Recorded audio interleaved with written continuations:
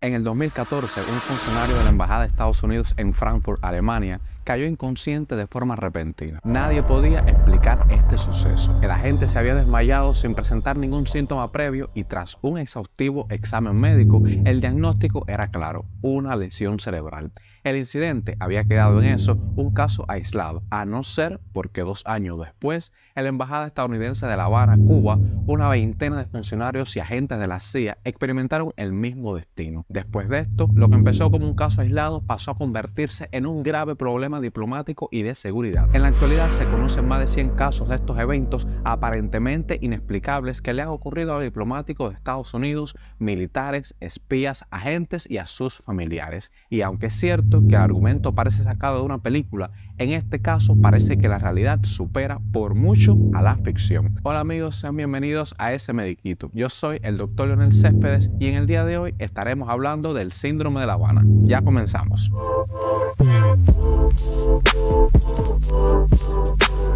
Antes de comenzar a dar detalles, es necesario señalar qué es realmente un síndrome. Un síndrome es por definición un conjunto de síntomas y signos que se producen en el cuerpo, pero de los que no se conoce la causa. Para ello, han de presentarse en mayor o menor medida en todos los pacientes afectados.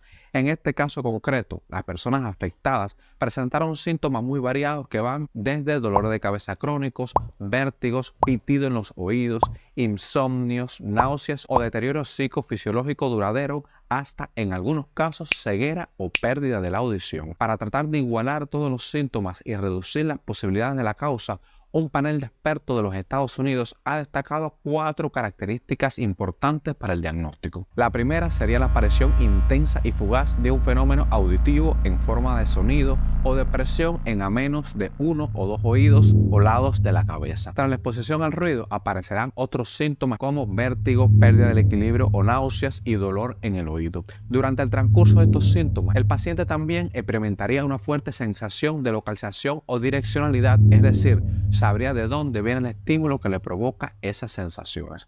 Por último, y más importante, para que pueda ser diagnosticado con este síndrome, todos los pacientes tienen que haber reportado estar sanos y no haber sido expuestos a otros factores ambientales antes del incidente que pudiesen explicar todos los síntomas. Pero entonces te preguntarás, ¿qué explicación tienen todos estos síntomas? Aunque por separado todos los síntomas son comunes a un gran número de dolencias e incluso a experiencias del día a día, la combinación de 4 síntomas juntos de varias personas con orígenes distintos es un fenómeno inusual.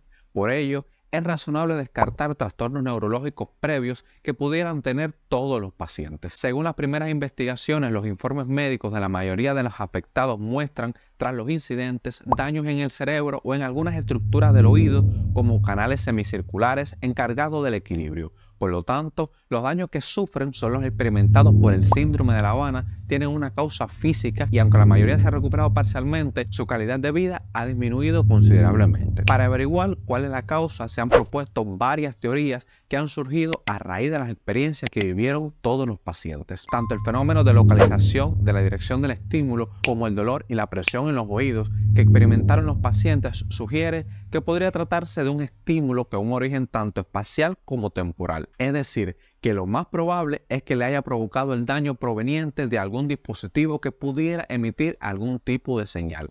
Ahora bien, ante la falta de evidencia, es imposible saber exactamente qué tipo de dispositivo se ha empleado ni quién lo ha utilizado, pero se han planteado innumerables hipótesis al respecto.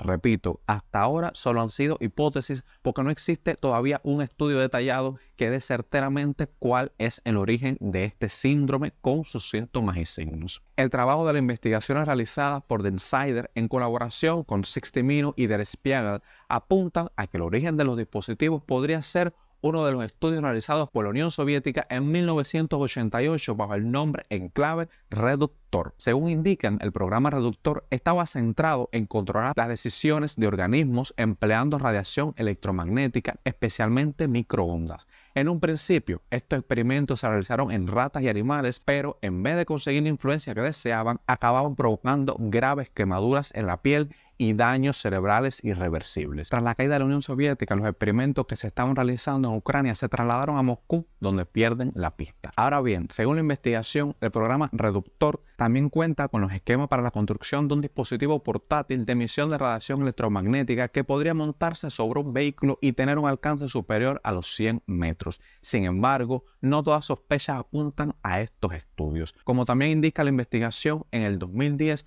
un instituto de investigación ruso estaba trabajando en el desarrollo de nuevas tecnologías de zonas y armas acústicas. En el marco de este proyecto también se desarrollaron planos para la construcción de un arma acústica que cupiese en un vehículo comercial y con un alcance estimado de 10 a 12 metros. Los experimentos concuerdan que tanto la radiación electromagnética dirigida como un ultrasonido de alta intensidad podría producir unas lesiones que muestran los afectados.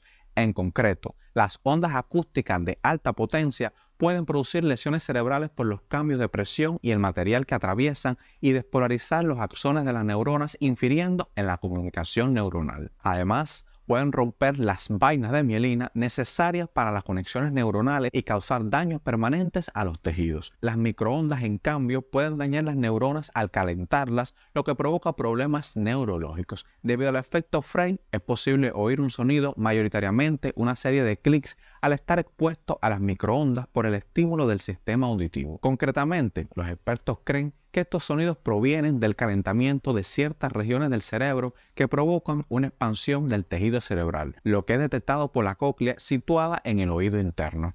Ahora bien, aunque ambos escenarios sean posibles, los expertos creen que es complicado que los efectos observados sean producidos por microondas. Respecto a la situación con Rusia, la tensión entre los dos países ha ido en aumento durante los últimos años, pero del gobierno estadounidense piden prudencia antes de señalar culpables sin tener todas las pruebas. Más recientemente, investigaciones de los Institutos Nacionales de Salud, NH por sus siglas en inglés, publicaron a mediados de abril de este año 2024 un par de estudios que hallaron pocas diferencias clínicas entre pacientes con síndrome de La Habana y grupos en comparación sanos. En uno de los estudios, los investigadores del NH examinaron detenidamente los cerebros de personas que se creían que padecían del síndrome de La Habana y no hallaron indicios consistentes de lesión cerebral ni diferencias significativas entre ese grupo y un grupo sano de comparación. En el segundo estudio, los científicos realizaron una batería de pruebas a 86 miembros de personal del gobierno estadounidense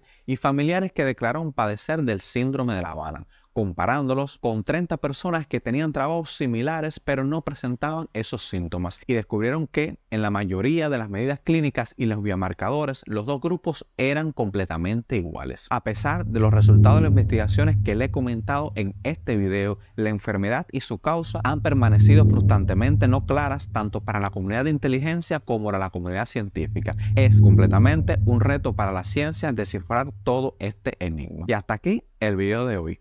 Recuerda compartir toda esta información para que llegue a más personas y mejor podamos cuidar nuestra salud y la de nuestros familiares. Gracias por estar aquí y nos vemos en el próximo video.